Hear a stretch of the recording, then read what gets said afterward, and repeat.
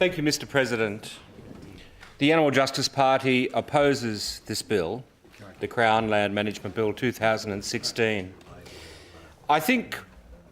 one of the main issues that it strikes down, or attempts to strike down, is that the people of New South Wales understand their home, their sense of home, their sense of Australia and belonging as not only their home if they're lucky enough to own one or rent one, but it is all the land, and which is almost half of the land of New South Wales, that belongs to them. It belongs to the people of New South Wales. And what this bill seeks to do is to strike down that very sense of principle of that this land, the Crown land, our land,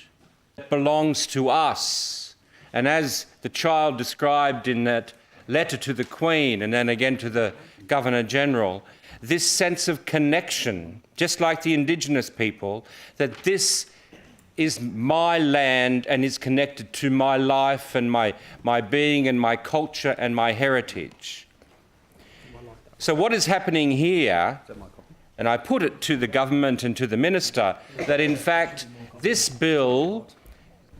essentially is about a minister acting ultra vires, outside the power which is invested in the minister and the government by the people of New South Wales.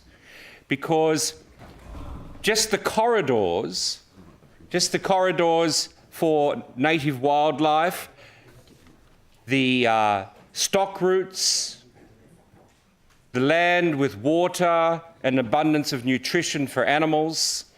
the fact that people can know that they can leave their home and go to places that are protected, that are sacred, that are within the ownership of the state of New South Wales for them to enjoy. The Animal Justice Party admits that there are problems with the administration and protection of Crown land,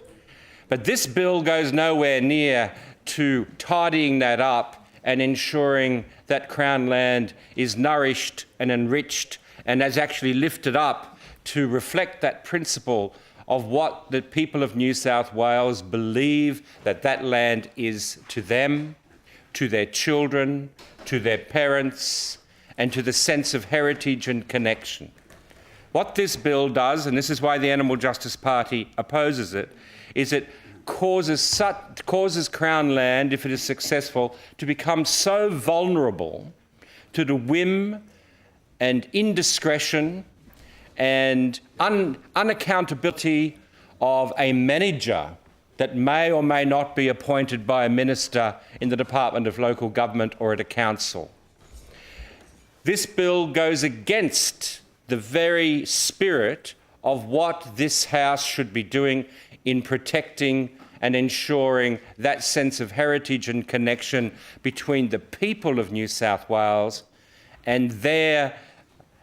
sense of ownership and willingness and desire to make sure that this is their land, that is not vulnerable to financial and other sinister interests to which it will become vulnerable if this bill is successful